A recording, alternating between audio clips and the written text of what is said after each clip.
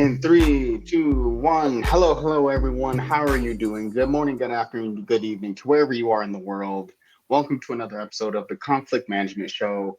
I am Mr. Half Man, Half Amazing, the man, the myth, the legend, the awkward, awesome one, Mr. Man Event Malik Miles, and my other co-host is the one namer, future Hall of Famer, Edon, and we are back after a phenomenal UFC 317. Man, what a night. And my feelings a low key kind of hurt. But but outside of that, it was a great card, phenomenal card. Man, Illia Topuria. Man, let's start at the top. Let's Yeah, start at the top. Illia Topuria. There's three things I'm convinced of after Saturday's fight. One, Illia Topuria really is that guy. Like, full stop. yeah, Two, this Ilya Topuria Islam Makhachev super fight needs to happen because I feel like I don't know if it, but it feels like Islam Makhachev has done just about everything to avoid this fight, even going up to welterweight. I feel like this fight needs to happen. And three, Ilya Topuria is a future Hall of Famer, and yeah. that's first So ballot. I feel like you kind of point three and point one kind of come together in that, like, for sure, after Volk and after the Holloway victories and the way that he did it, we all understood that this was a possibility to come out there in the first round and get a knockout like that. Like, we all knew it was possible. He was the betting favorite. All these things, but it's one thing to like think it or to say it like he did this week leading up, and then to actually do it. That's that Conor McGregor type formula where you come out and you predict it and then you go make it happen. And to be this guy undefeated in your professional MMA career, you're undefeated in the UFC, you've now captured two titles in the UFC, and you're like 28 years old. It's right now, this feels like we're never getting the Conor McGregor thing. That feels like maybe a once in a lifetime type deal of a guy who can speak like that natively in English, who can capture it that way and have this whole rise in up to that like peak mountaintop of popularity. But if you're the UFC, this is the next generation of that. It's not going to be quite the same peak, I don't think, because Topuria doesn't talk the same way that Connor talks, but also that high peak also set Connor up for the fall that we kind of see now. But in terms of being an evolved martial artist who is an accomplished grappler, jiu-jitsu fighter, and has the best boxing in the UFC, all in the same guy who's undefeated, who has multiple countries behind him. He's got Spain, he's got Georgia. It's he speaks well, he presents well. Like, he got his little kid in a full suit walking into the cage with it. Like, this guy just projects everything that you want from one of your characters in the UFC. He's class, he's unshakable, he's undefeatable. He is this like superhero or supervillain depending on like what side you're on in the individual fight, where you're just going, I don't know how you get this guy beat. I don't know what it looks like for hit like anything he says now, much like Connor when he was in his prime. You just go, okay, I can't doubt you anymore. I can't do it. You've done everything that I thought was going to be really difficult, and you made it look easy. So, what is your stealing? How far can you go? Who else could you do this to? I don't know.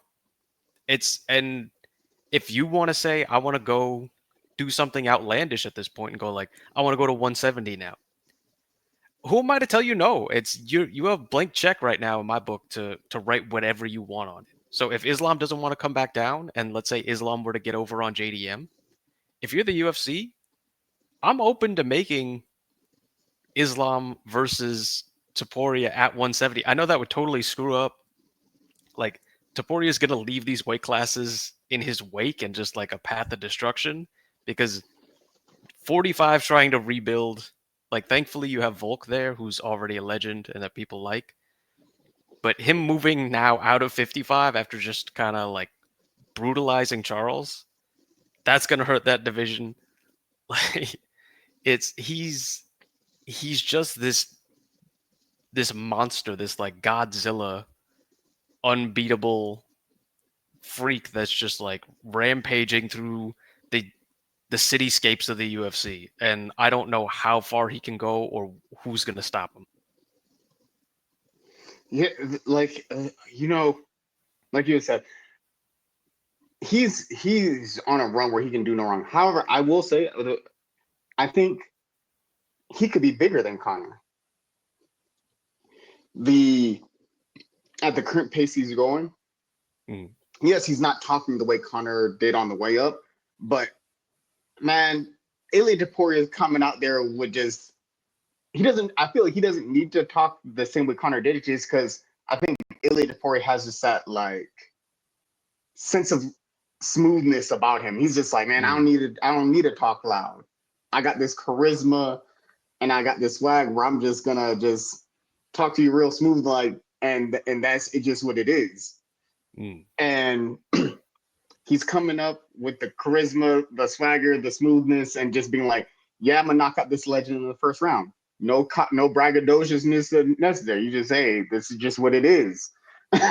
These aren't threats. These are just facts of life. I'm just giving to you. I'm not this Hall of Famer out in the first round in their prime. I'm gonna knock out this Hall of Famer in the third. I'm gonna knock out this future Hall of Famer in the first, and he just goes and makes it happen.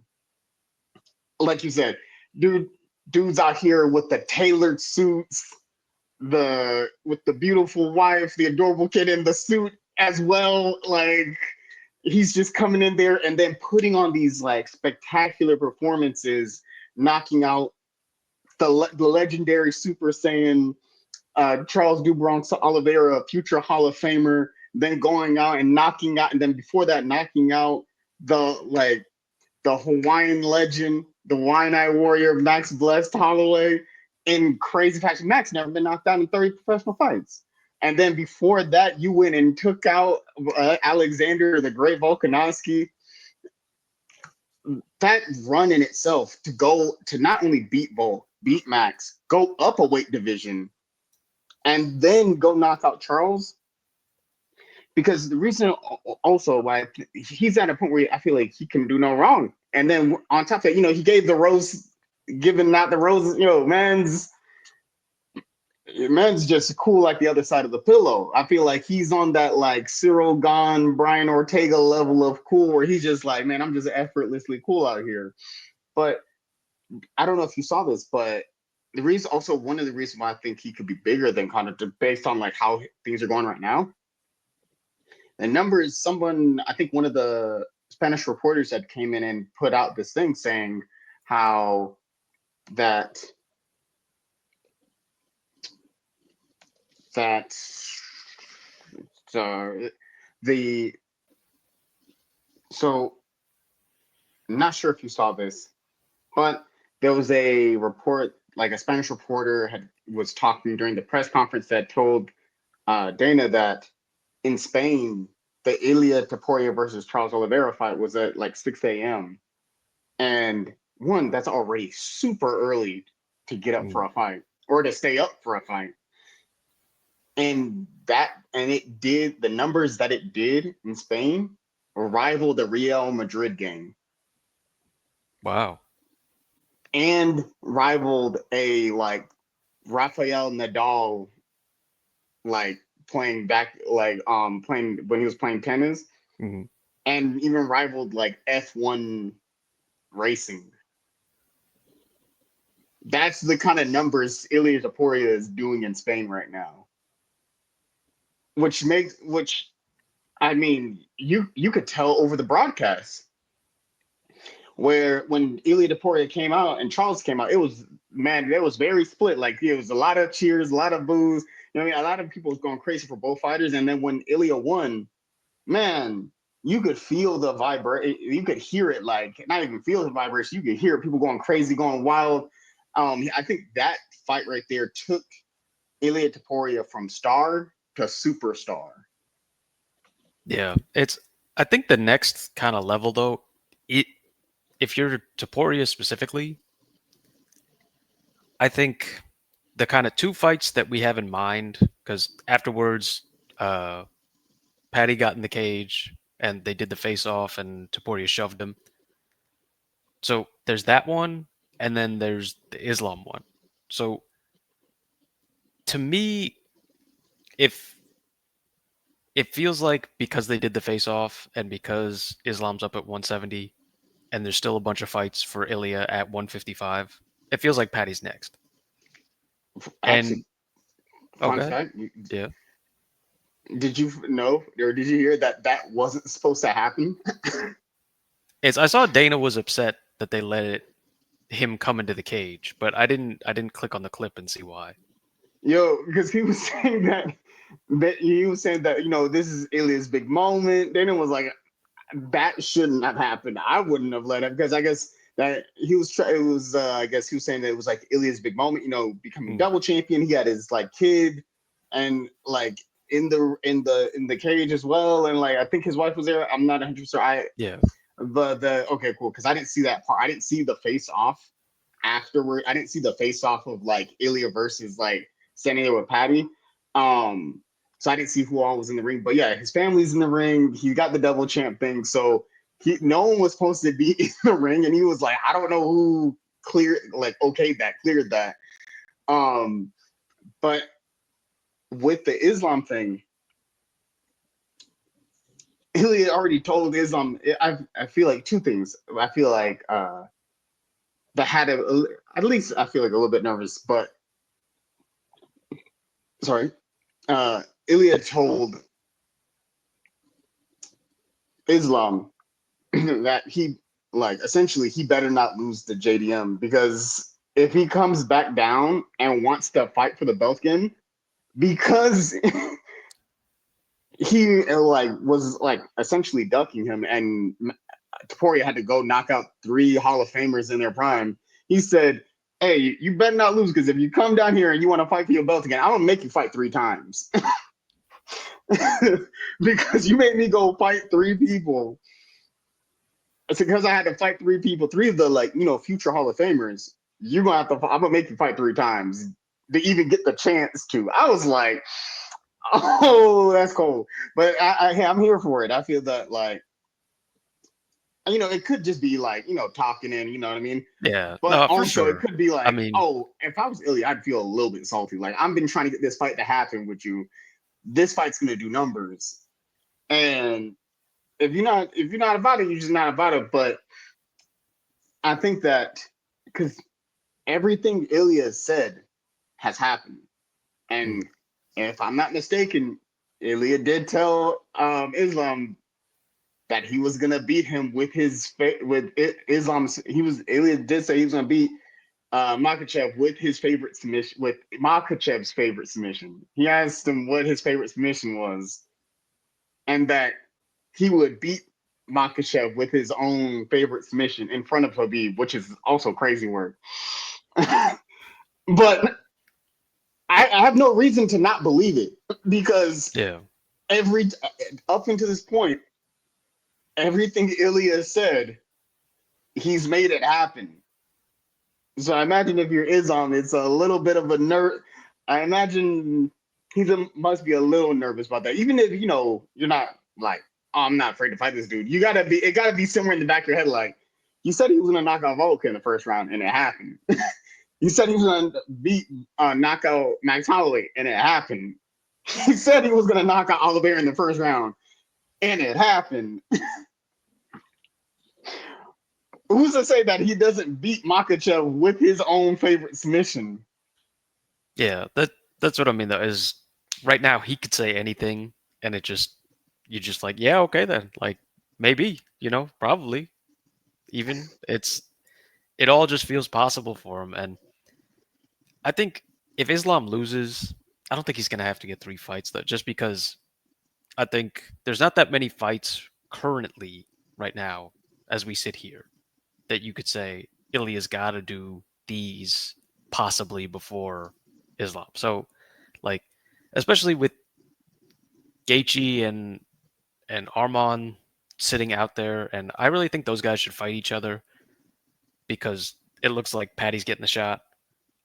And if you're Gaethje or you're Arman, if you have a good enough performance, and if JDM were to knock out Islam, now suddenly you have an argument of maybe you could be next in line above Islam. Maybe Islam's got to come back down and get one before he can skip over you.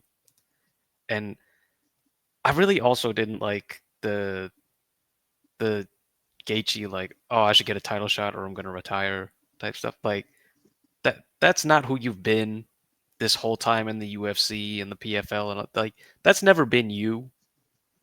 So to like try and apply pressure to the UFC right now, like you've done a lot for the UFC for sure, but you've also been well compensated for it. And trying to like muscle your way on the UFC into getting a title shot is one of the surefire ways that you can guarantee you're going to be dealt off the bottom of the deck for the rest of your time in the UFC. Like they do not take kindly to that. It's you saw with Cejudo, who was active champion at the time, when he said, "Ah, maybe I'm going to retire," which looked like at the time he was trying to get himself a better contract and more money. It's the UFC will just move on without you. That's just how it is. It's not like there's a number two that's breathing down the UFC's neck right now, where you can go across and be a big star and take eyeballs away from the UFC. There's one big promotion on the planet where everybody wants to be, and you just don't really have leverage to apply to them. It's they can move on from you. It's how many times has Connor said publicly that he wants to fight? He like he's ready to go. He would like Dana call me like in public pleading with guys who he had direct contact with for years and years and years who would do anything for him. And now he's like out on social media telling Dana to call him. The sport moves on, and eventually even the Conor McGregors of this world, if you spend long enough out of the spotlight and away from the audience, there's MMA fans coming online right now who don't know who Conor McGregor is or like what his accomplishments are or what he's done in the sport. So it's time keeps ticking on, and if you don't get it while it's good, it's the sport will move past you. Yeah, the sport moves super fast, and like you were saying, there's always an influx of new fans. Like, there's people who don't remember the the original tough days, Yeah. and like you know, what I mean, there's some people who got in during the GSP Anderson Silva era, and that remember all those times. But then the fans that joined during the Connor's original rise probably don't remember a lot, know of like the BJ Penn, like prime BJ Penn, like prime like Woodley, prime GSP, all those kind of guys.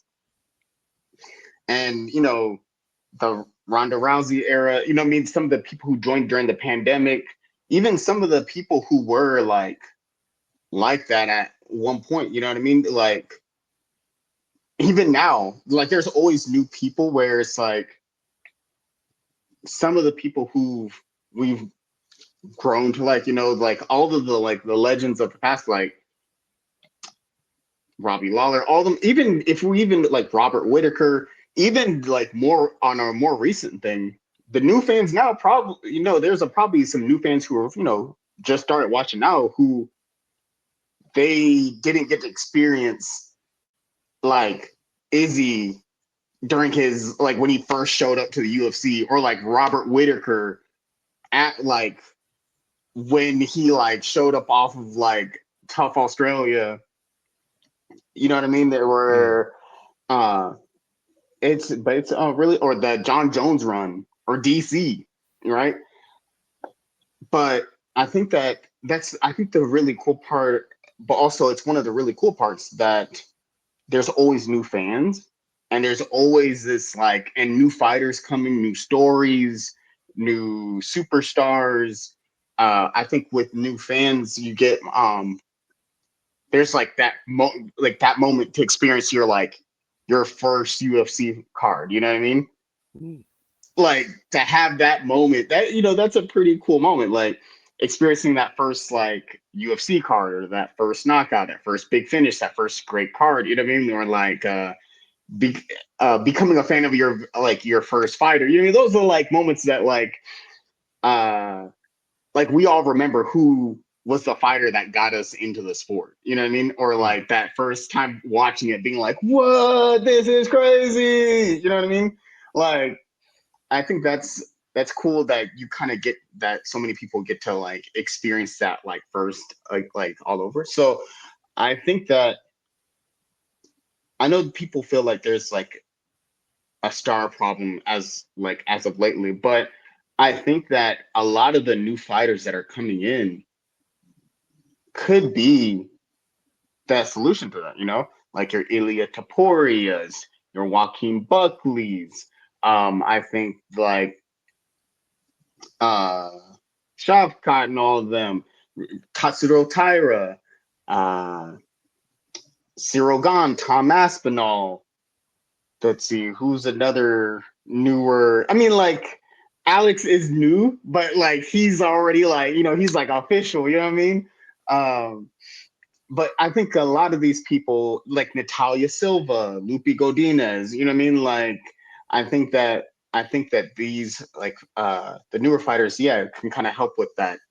The ones that started recently, but yeah, there's so much great talent, and there's so many more that I can't like. I didn't get to mention just straight off the top of my head, but there's so many like really great talent, a lot of really great talent that's coming up right now, and I think that it's a really exciting time in the sport. I feel like to be an MMA fan, because there's so many really amazing fighters like coming up in the scene, like Joshua Van.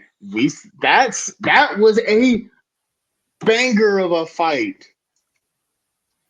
dude.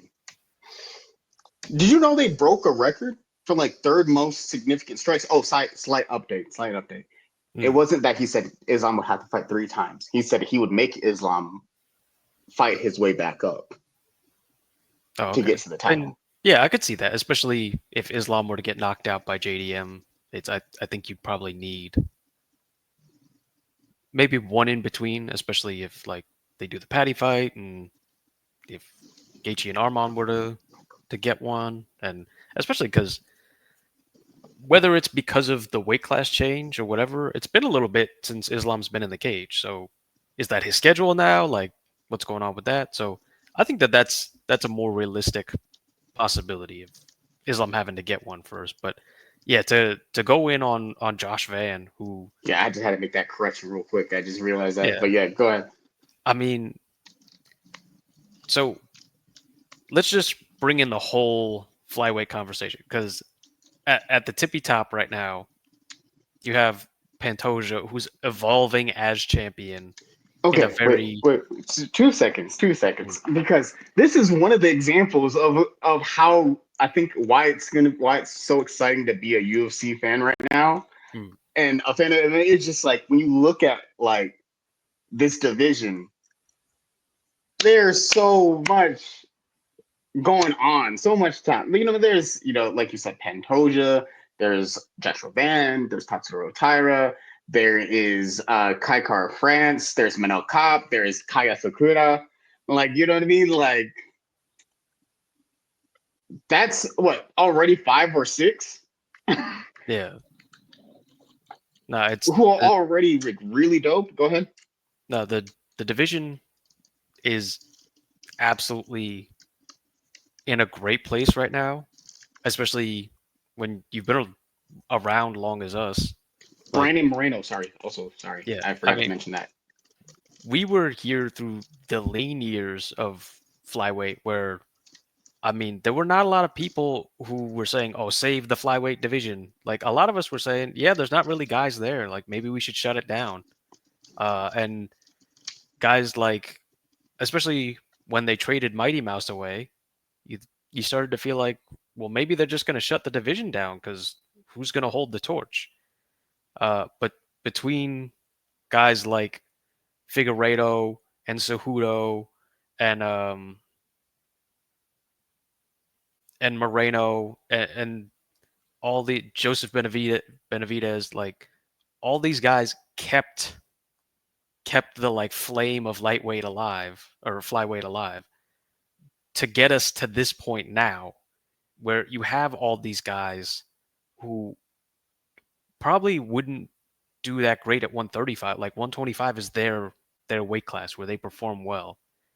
And we get to see high level fights constantly where you look at, like you say, all these prospects and all these different guys who just a few years ago nobody knew who these guys were, like where they would come from, and like, well, where are these guys going to be who are 125? That it's we don't see anybody who are champions of other divisions that we could just pick off, but these guys all came through. It's this next generation of flyweight is now like in the UFC and coming through, and you have like guys in their prime right now, like Pantoja, who are evolving as champion. You have guys underneath him who are coming up who are young bucks like uh, Josh Van and Tatsuro Taira, and like these waves and waves now underneath to support this division for the future. So credit to the guys who kept it alive, but like looking at it right now, to have Pantoja in his Mighty Mouse era of being the dominant champion who is getting better as champion, who is harder to hit than before, who is a more proficient and dominant grappler than before, whose striking looks better than before, whose defense is getting better. Like to be improving and still sharpening your tools as champion, incredible and super impressive. Kai Kara France didn't get much off, but like he's just facing the best guy in the world right now, so it's hard to come down on him for his performance.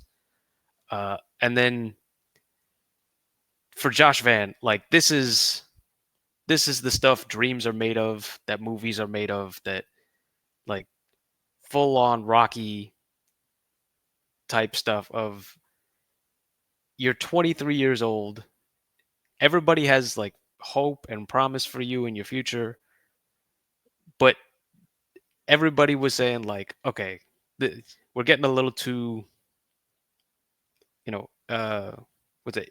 Icarus is getting a little too close to the sun. Like you gotta pull Mhm. back here and keep from burning your wings up in the heat. But instead, Brandon Royval and Josh Van have the fight of the night on International Fight Week. Josh Van takes the mic, calls his shot, sits front row, and then squares off with the champion in the ring afterwards. And he's next to go from number, I think it was 12 before, to beat the number one contender and to now put yourself in the title picture at 23 years old against one of the most dominant champions in the sport right now. Like, this is absolutely huge. And if he can pull this off, I mean, it, especially if he does it in like a knockout fashion, which you would think that's how it's going to have to be. If he could knock out Alexandre Pantoja, he's got star power, man. He's people like He's Josh Van. He's got the personality. He puts it on the mic, and he's this like rising underdog that everybody can get behind. So his ceiling is super high. oh man, yeah, because dude, like leading into the fight, you remember how big I was on Josh Van? I was like, "Oh, Josh Van gonna do it." I feel like he's gonna make this happen. Like you mentioned, this is the stuff what dreams are made of. This is your Eminem 8 Mile moment, looking in the mirror, mom spaghetti. You know, because he went out there on International Fight Week, co-main event of, you know, one of the biggest cards of the year outside, actually the biggest card of the year outside of Madison Square Garden,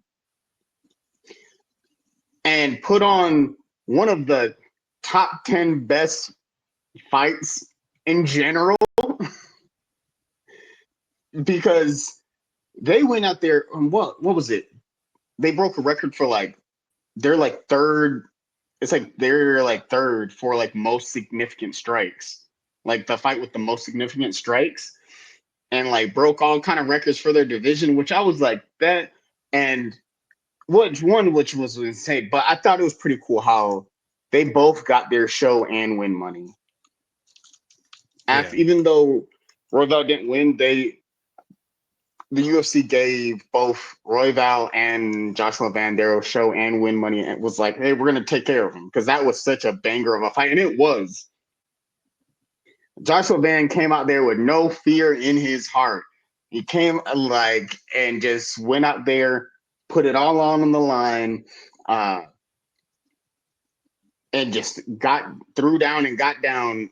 And him being the shorter, smaller fighter with the shorter reach, and Royval being the taller, rangier fighter, you're thinking like, oh man, he's gonna try to keep on edge. And and Brandon Royval was throwing more punches, but I felt like when Van was landing, his punches, he wasn't throwing as many punches, but his punches were actually doing damage, right?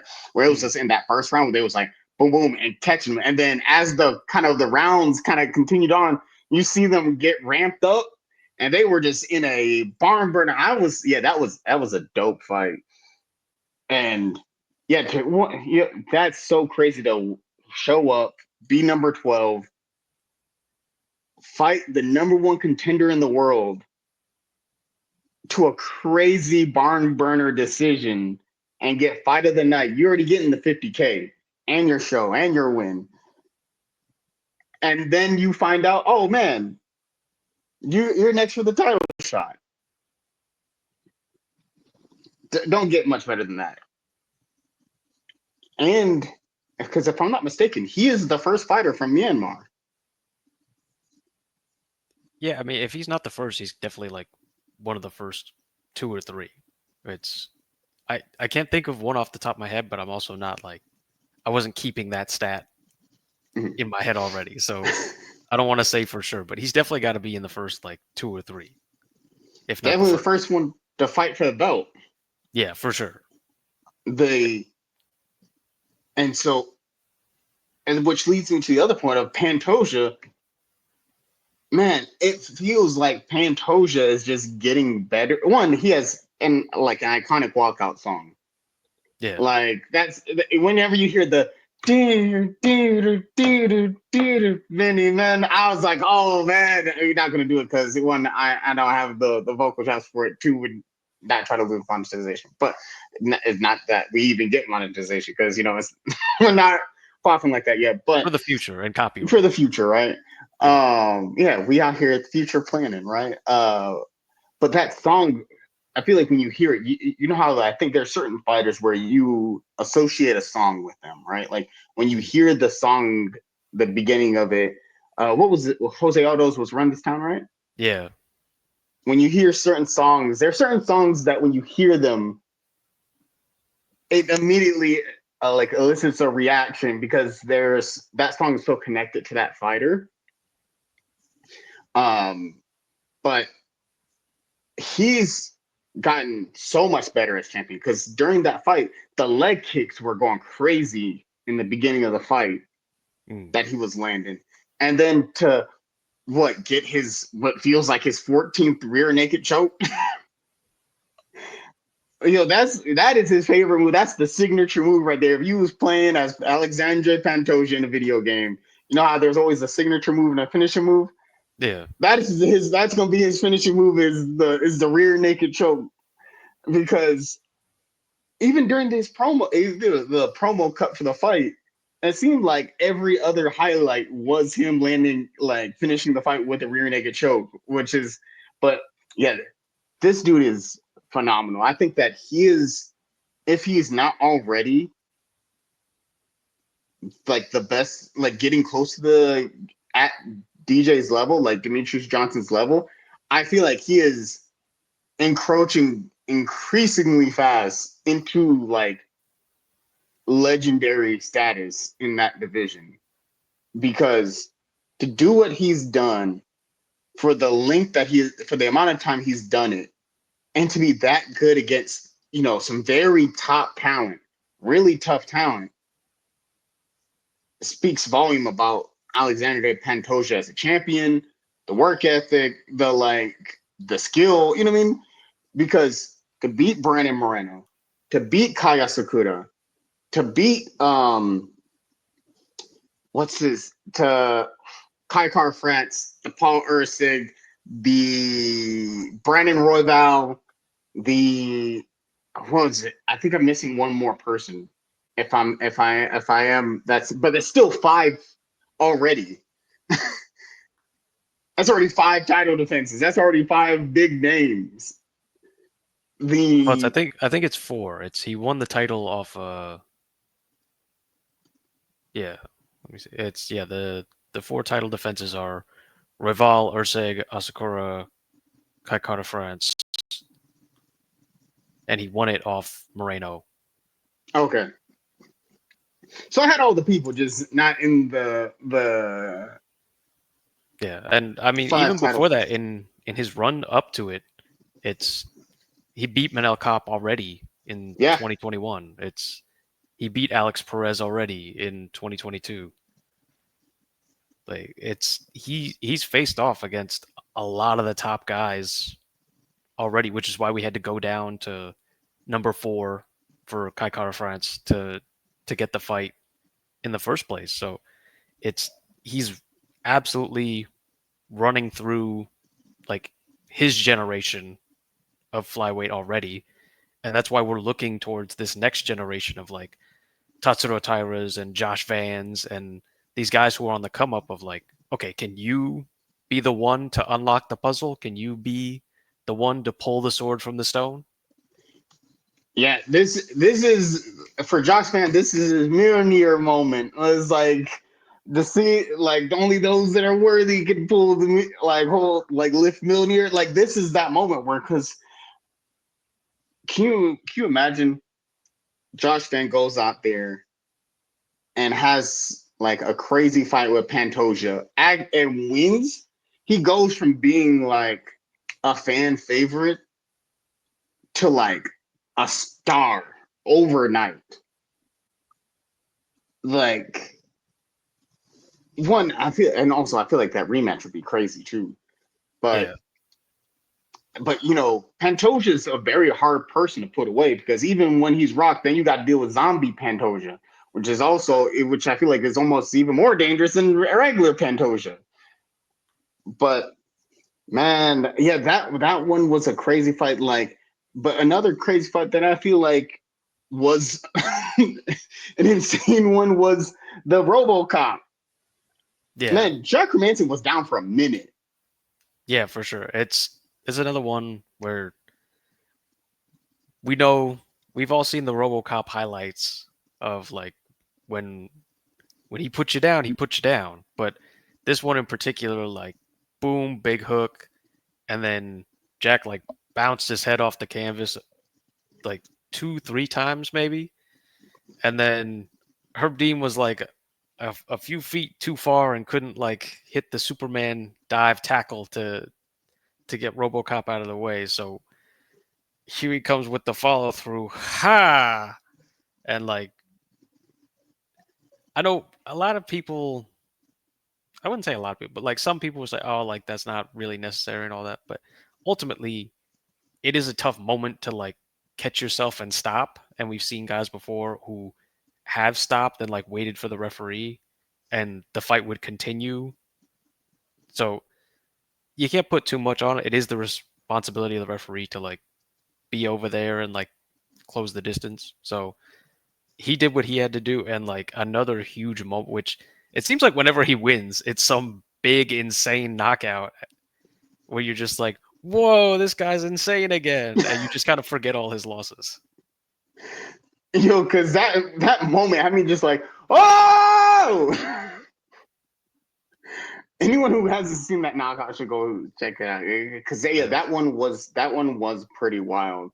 And then Terrence McKinney having his big moment because I didn't expect that fight to be over as fast as it was. I mean, like it tracks for Travis McKinney because he's gonna like win in the first round or lose in the first round, but I'm glad he won because he went out there, shot for that takedown, got the guillotine, and just uh like Dustin Poirier said, don't be silly, jump the gilly. And that's a case where it actually worked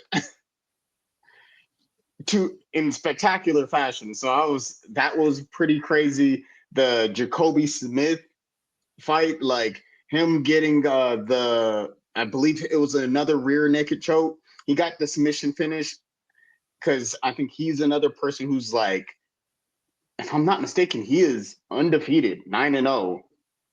And again, if I'm not mistaken, all finishes.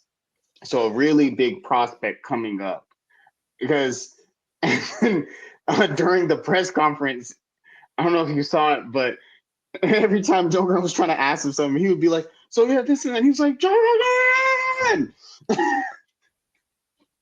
and I understand the hype feeling. Like you're just so hyped that you just like, bro, I just got a crazy finish, international fight week. Crowds going crazy, you're going crazy, you just feeling the energy, right? It was like when Tatsuro Tai was like, "I'm happy, thank you." I feel like I honestly I understand it when they fighters be having that reaction because I feel like I would have that reaction. It'd just be like, "Yo, man, you just had like a crazy 10-second knockout first, like that flying knee moment that Masvidal had, and he's just like, oh, that was crazy. 15-second knockout. How you feel?" I just have been like,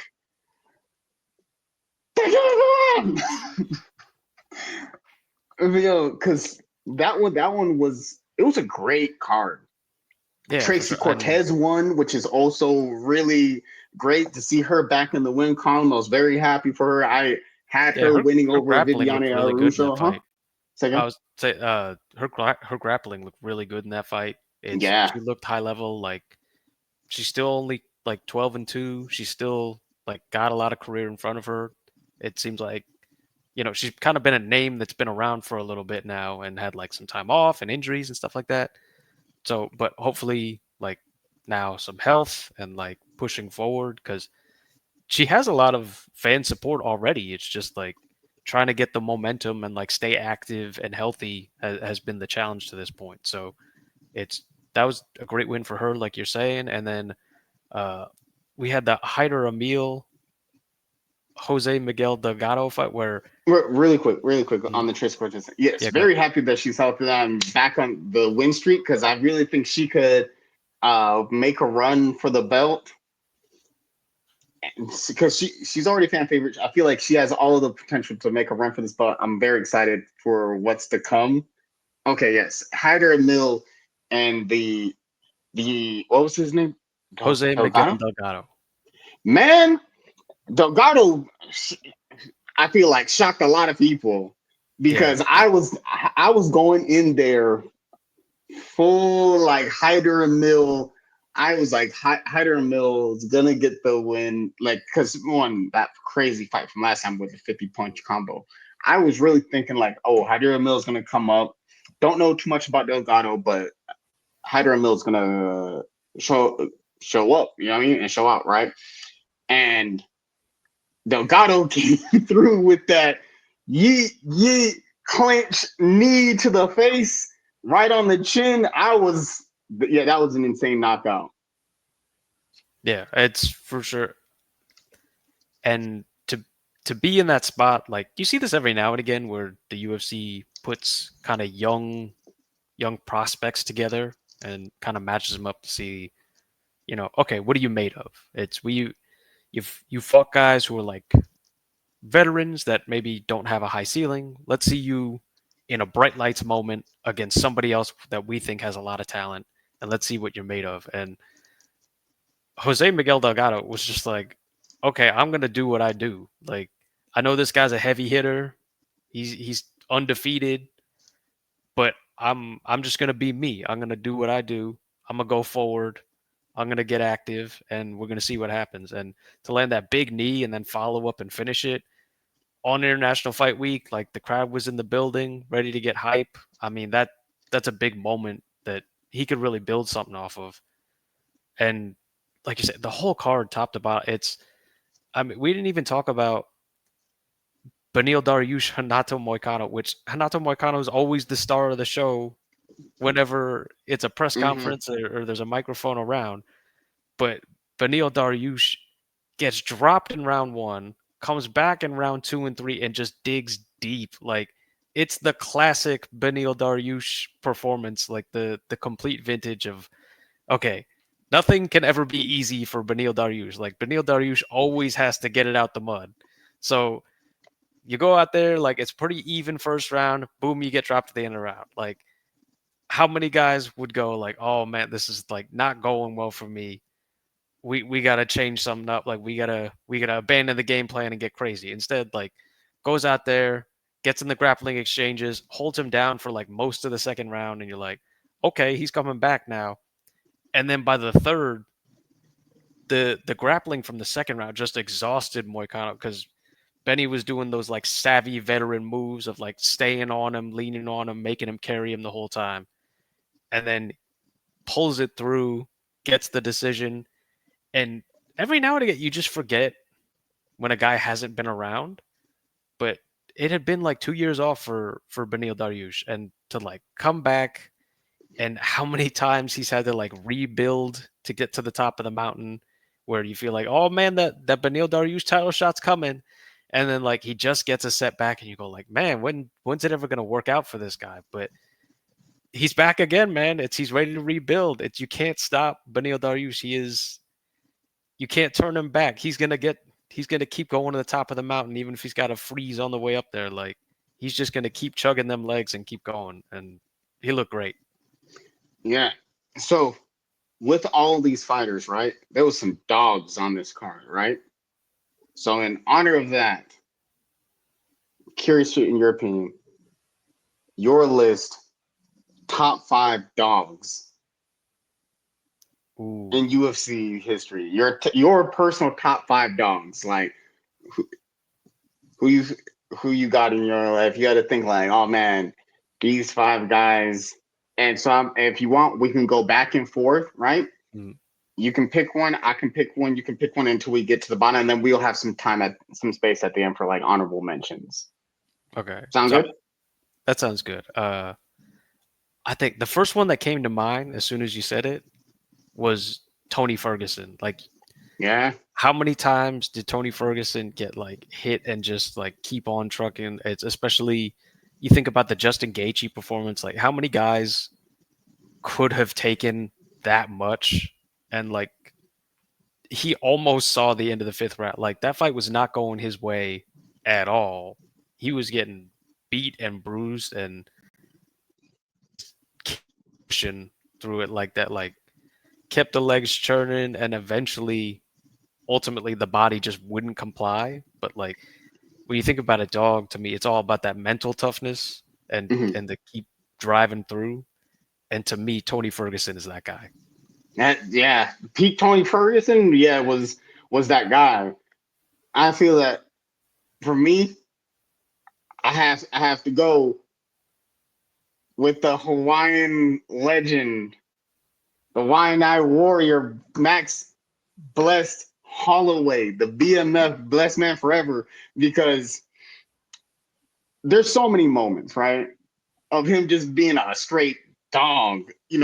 The Calvin Cater fight, right, throwing 400 significant strikes to Adam being like, I'm the best boxer in the UFC, which I still hold that to this day, going crazy. The original point down into the center of the octagon and let's get it cracking. Like, I feel like so many people, when he did that against Ricardo Lamas, you know what I mean? Like, so many people try to recreate that moment, but they don't.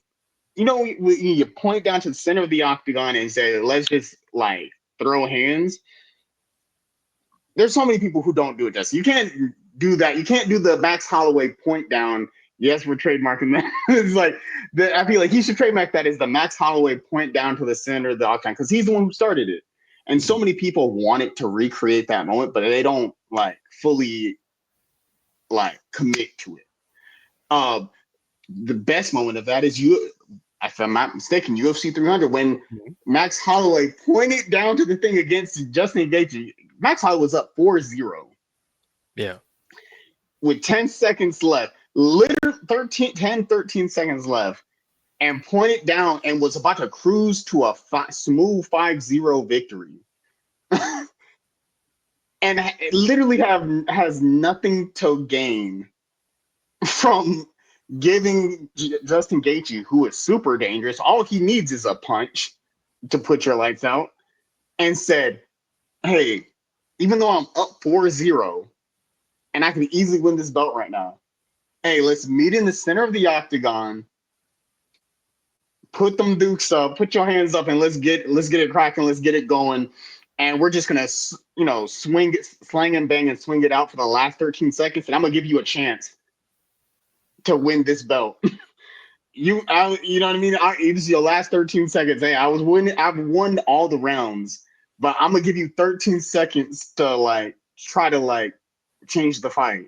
And they were just swinging, and I was like, yo. And then to knock Gaethje out with 1 second left on the clock, and they were swinging too.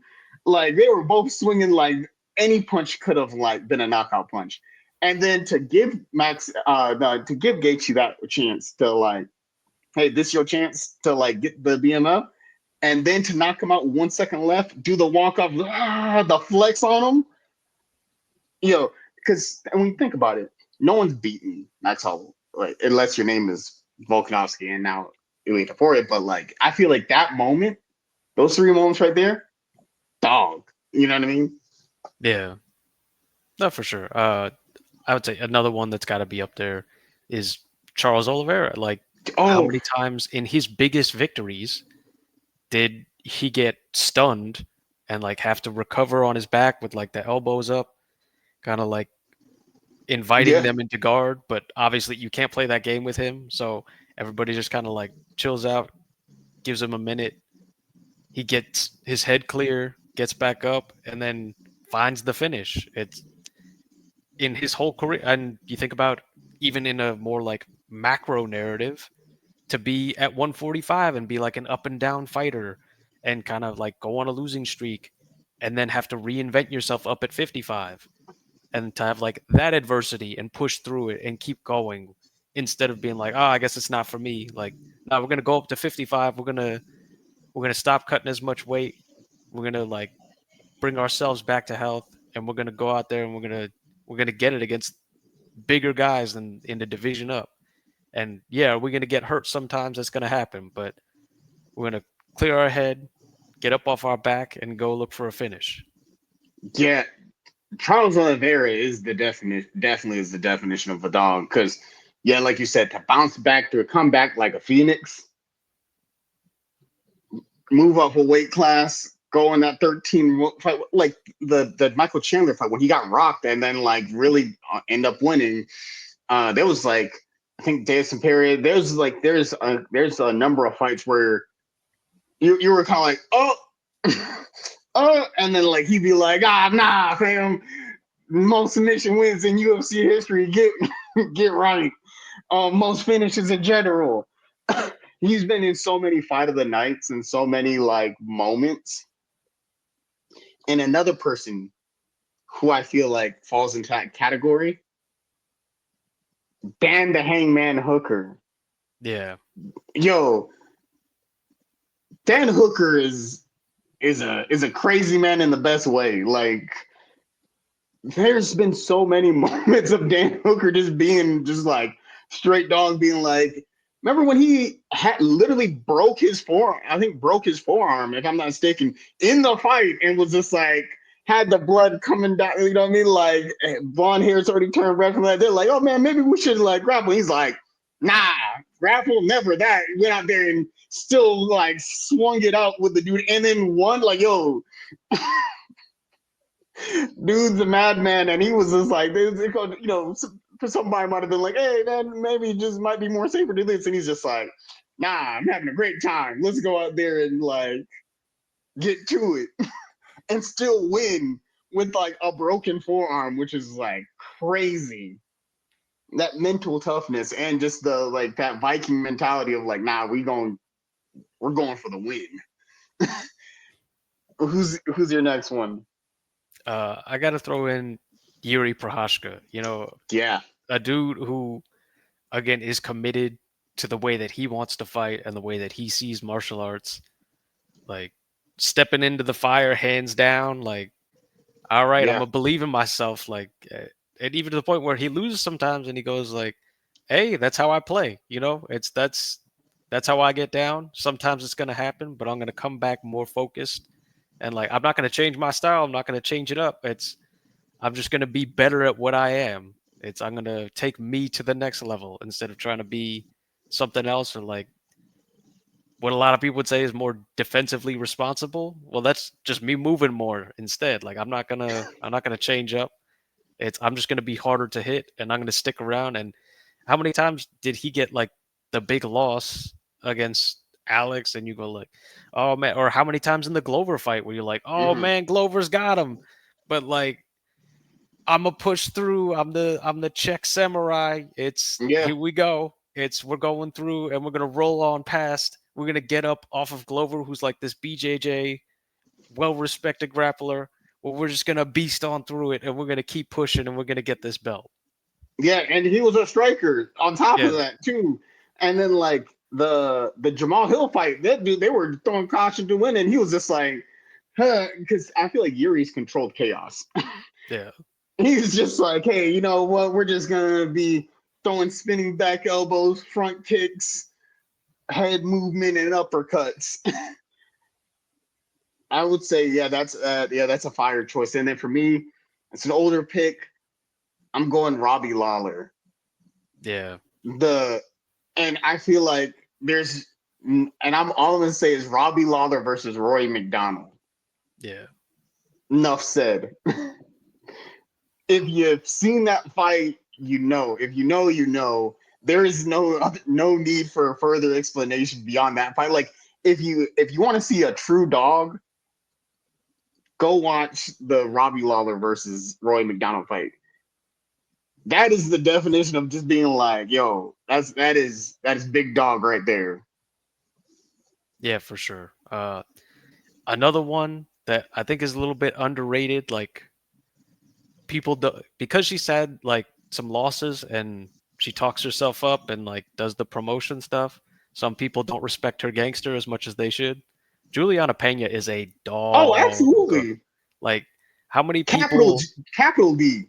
Yeah, for sure. Like full, absolutely sending it. Like moving forward. How many people did we see fight Amanda Nunes where they were already defeated before they even came into the fight? Like they were just like, oh, I Mm-hmm. can't go with her. If I get hit, it's gonna be over. Like Juliana Pena, when she won the title from Amanda Nunes, she just said like, I'm not scared of nothing. We're gonna go there. We're gonna push a pace. We're gonna be in her face. We're not gonna let her breathe. And you saw the unbreakable champion get broke and fall out of the cardio and Juliana Pena take over the fight against the undefeatable. Yeah, that was a crazy moment. Yeah, Juliana definitely is like a dog, like because you've seen it through like all of her fights that she's just like, nah, I'm not gonna go away.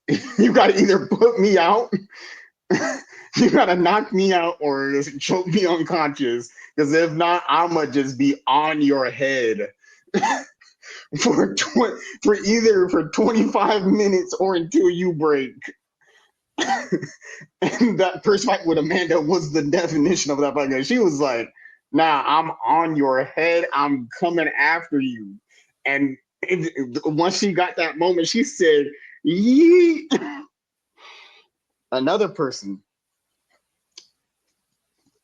Alexa Grasso. Mm, I feel like an underrated dog.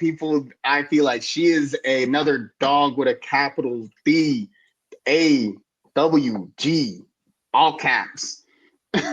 because not only she fought the pound for pound best woman in the world, Valentina Shevchenko, with beat Valentina Shevchenko and she submitted the arguably the best female fighter of all time when nobody was even coming close to touching her. Like Valentina was dogging people, and she came up there heavy underdog. You know, your boy always picking Alexa. You know, I was like, hey, she got it. She's gonna get the finish. She's gonna win by finish. People was like, oh, you're crazy, you're crazy. I'm pretty sure people may have told her that too, because she was a heavy underdog in that fight. And she said, nah, fam, don't matter who you are, whether you the greatest of all time, the new like you're a newcomer, whoever it is, it don't even matter who you are. She pulled up and fought the pound for pound best female fighter in the world all the way up to the fourth round, was not giving up, and then choked her out and tapped her out in the fourth round. And but then to fight Valentina three times on three different occasions and to fight all 25 minutes. So you mean you fought toe to toe with Valentina Shevchenko for 50 minutes straight? Technically, if you're counting the other 4 rounds, for over an hour of just straight fighting. And they were both close decisions. And then she won one of them. And it was won the first one, got a draw in the second one. And then in the third one, I thought she won, but lost that decision. And then you think about all the other fights she's had up into this moment, like moving up in weight division, kind of having that early success in the beginning. If I'm not mistaken, like her first 3 or 4 fights were over in was a combined total of like 40 seconds or like 50 seconds. You had some wins, had early success, then had some losses, like to Tatiana Suarez. And when I moved up and was just like, nah, we getting after it to reinvent and improve the skills, start off with straight boxer and then come with straight hands. Now she improving the submission game. Not many people can say they fought Valentina Shevchenko for over an hour, toe to toe evenly, which I feel like is definition of a dog. Because most people getting finished in the first round. Think about Manon Fiorot. Amanda Nunes doesn't have a win over Valentina. And Amanda is the only other person they consider the greatest female fighter of all time. That's how Well, crazy that is. not at 25, but at 35. 35, yeah. Yeah, so it's for sure. She's definitely in there. Even I think one more person. okay. Well, if I can only have one, And then we'll do honorable mentions after that.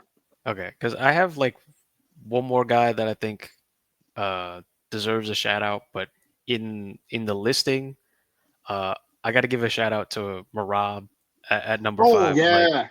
a guy That's another dude.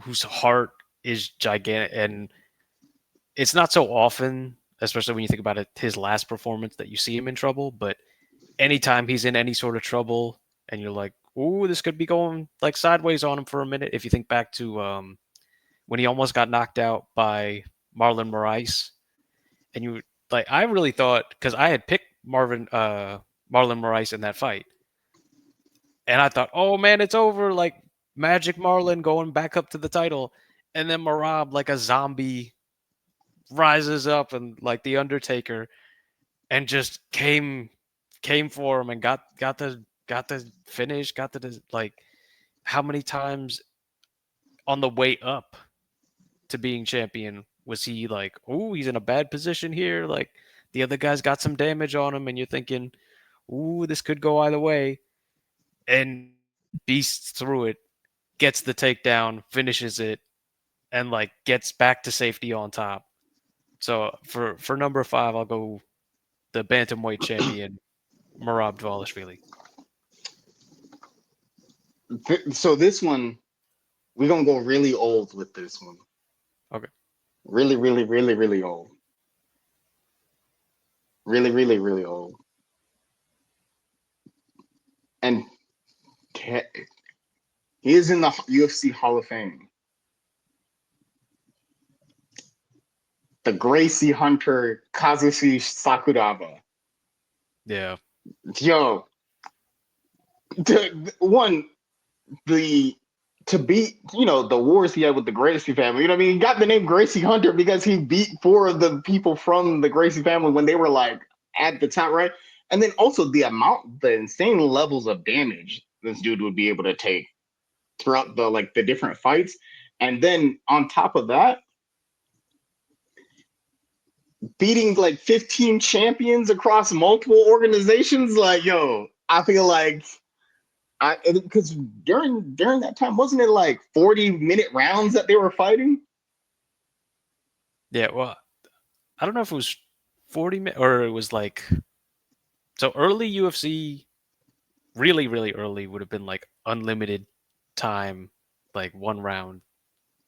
It does what it does. I'm trying to think at Because that this, time. I think, was fighting when they were in Pride, when they were fighting in Pride. Yeah, it wasn't Pride. I don't want to get this wrong. I just watched a Pride fight the other night on YouTube. Um, was it? Were those 5 minute rounds or 3 minute rounds? Let's see. Yeah, let me just Google the old Pride rules.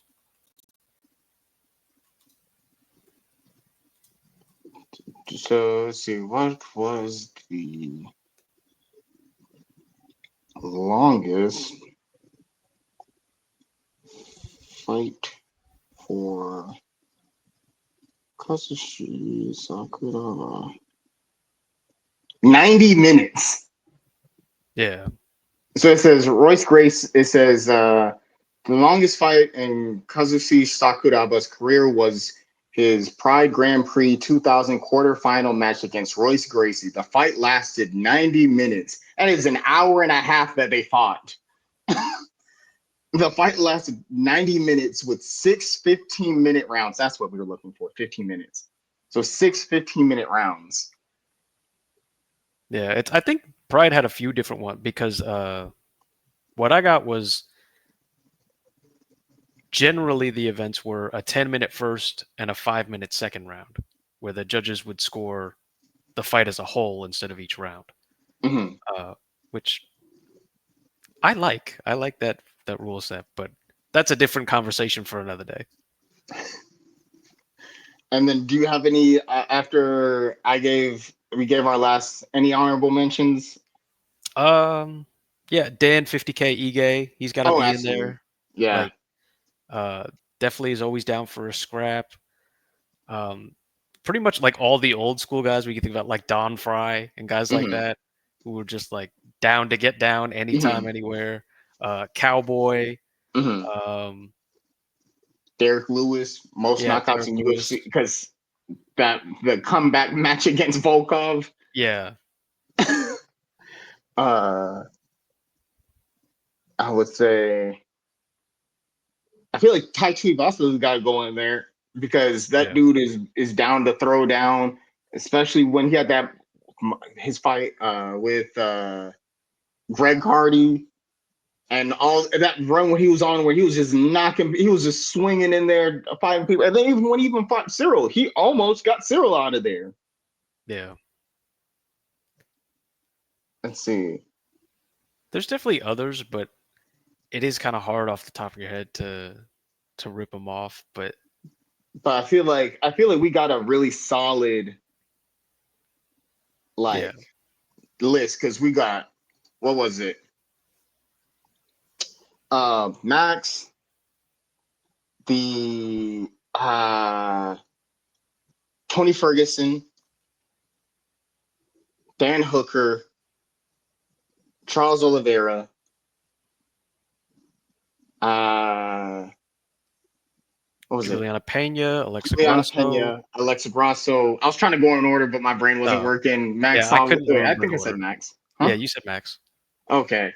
Alexa Um, Grasso, Marab. uh, Marab, Kazuki Sakuraba, and then we're figuring one more person because that's nine.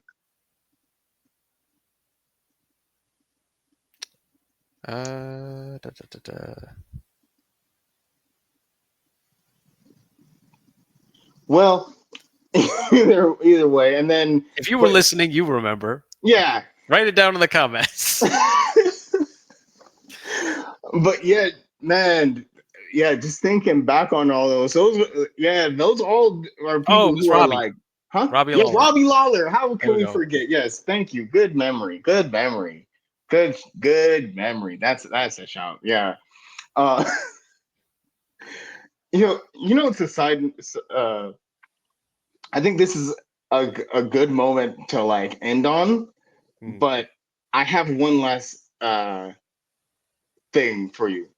Yeah. Cyril Gahn, Tom Aspinall, UFC Paris, if not UFC Paris, Madison Square Garden, heavyweight belt, heavyweight championship of the world. How you feeling on that? I'm in. It's like I'm ready to see Tom Aspinall and Cyril Gahn back in the octagon. I think we all need it. I think that's the biggest fight you can make at heavyweight. Uh, I think, in my opinion, that's how we're trending. I think that's where we're going. I know, like the meeting between Tom Aspinall and the UFC should have happened this past week with International Fight Week and all that stuff going on. Tom was at the event. Uh, Looked like he was big chilling. So, got to think that they hammered something out. They decided what they're going to do and when it's going to happen. Uh, I like the MSG call. I think that's huge. And I think if you're the UFC, you need like International Fight Week, huge, and the card turned out awesome. Next one's got to be MSG. That one's got to hit. It can't be. It can't be. You can't end the year off with your big card and it not be a big hitter. Because UFC Noche is September, if I'm not mistaken, right? Yeah, So because they're gonna do Diego Lopez, Gene Silva, which is a crazy fight in itself, right? I That's a still don't phenomenal like fight. that.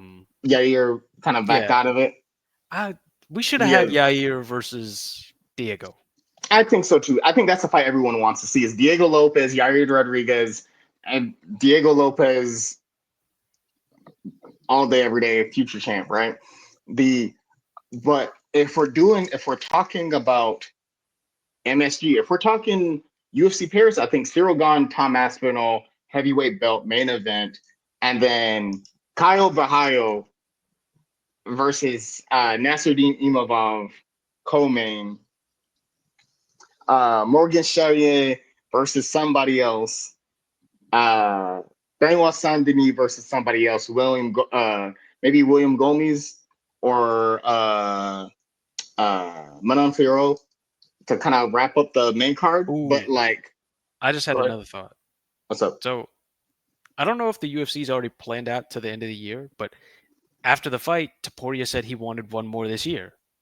So maybe towards the end of the year, can you make that Spain card happen and throw Topuria and Patty Pimblett with Aspinall and Gahn in Madrid?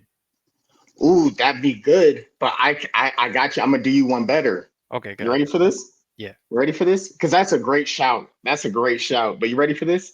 Mhm. We're talking Madison Square Garden. If the times match, let's say Diego Lopez gets out in like not too banged up, right? Mm.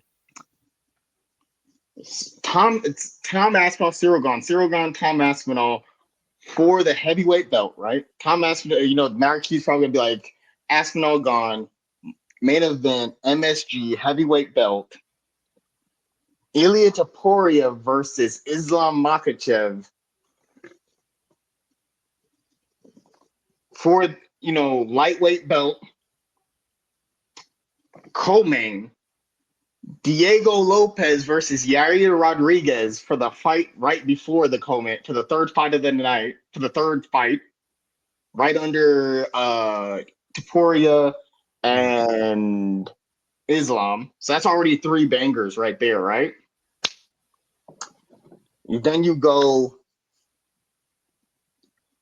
Shavkat Rakhmonov if he's healthy by then. Mm. JDM. And then No, or no. We're gonna scrap that. We're gonna move that. We're gonna move that. Right. We're gonna Mhm. push it down. I got it. I got it. I see the vision. We're gonna move it down. We're gonna shift some fights down. Right. Don Aspinall heavyweight belt main event. Right.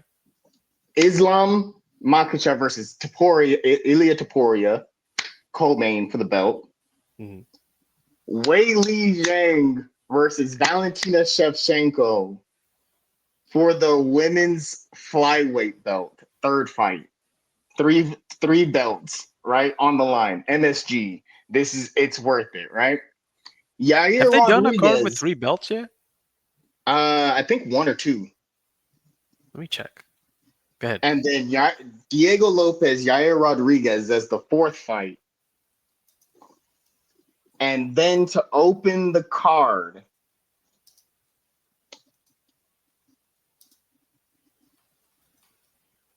let's see who would be a good opener. No, let's say Diego Lopez and Yair Rodriguez opens up MSG with the fourth fight being Joshua Van Pantoja. Because between now and June, between now and December, that's one. Let's see, that's 6 months. They both fought on the same card. You take some time off. What? That's like 4 or 5 month camp. So Gon Aspinall main event. Ilya Topuria versus Islam Makhachev co-main. Wei Li Zhang versus Valentina Shevchenko for the flyweight third fight. Um, who did I just say? Yeah, Joshua Van versus Alexandre Pantoja for the belt, right? Fourth fight. Diego Lopez versus Yair Rodriguez as the main card opener. What do you think? I mean, I think it's a huge card. It's with all of those. I feel like the tricky part is, um, like making sure you have the right backup fights underneath them, just in case like someone were to drop out in the weight classes and all that. But like, I love it, and yeah, there are more 3 title fight UFC cards than I remember. By the way, there's been like 8 or 9 of them. Oh, okay. I was definitely wrong. Like the first one was UFC 33, and the last one was UFC 300. Oh yeah, yeah, yeah. Yeah, so it's been happening way more than I remember, but also for some reason you just I don't know, most of the time in your head you're just like, oh, the pay-per-view is 1 title fight. If it's a special occasion, it'll be 2. But Mhm. it's 3 has happened more times than I thought. I thought that 3 was way more rare in the history of the UFC and definitely even in more recent memory. But yeah, it's definitely hyped about all those fights and what's to come and uh the next pay-per-view because I mean the next fight night is all right, which sometimes just happens around these big pay-per-view cards is like sometimes the fight nights suffer a little bit, but Who's it's who's on this one? it's the Lewis versus what's his Tashira. name? Yeah, that's the That's a next one. sneaky good fight, though. I feel like that's going to be exciting because Derek Lewis, he gets a big win right here, continues the stretch out the KO record, and then Tashira is like what 6'8" or Yeah, something 6'7". crazy like that with an 80-inch reach. Yeah. No, there's some fun fights on here for sure. It's got Nate Landwehr, Morgan Charrier. Like Oh, that's a there's a lot fun of fight. fun. Sneaky good. Yeah, that's not even sneaky. That is a fun fight. Oh, okay. Oh, never mind. It's you know what? This actually might be good because like some of these matchups are fun, like we said, and it's in Nashville. It's not in the Apex. I thought this was going to be an Apex card. That's why I was a little bit down on it. Mhm. Oh But yeah, yeah, because that's so supposed. like that's on July 12th. So we're off for the 4th of July, and then we're back July 12th in Nashville. So still more to look forward to, and like fun fight nights and stuff. And we'll be back if there's more news to break it all down. All right. That's our song. That's our music. That's our time. Hope you guys had a good time listening. We had a good time recording. If you listened all the way to the end, we appreciate it. Hopefully, this was like a really engaging one. Come back next week. Maybe the week after we'll have something for you. Until next time, I see you guys later.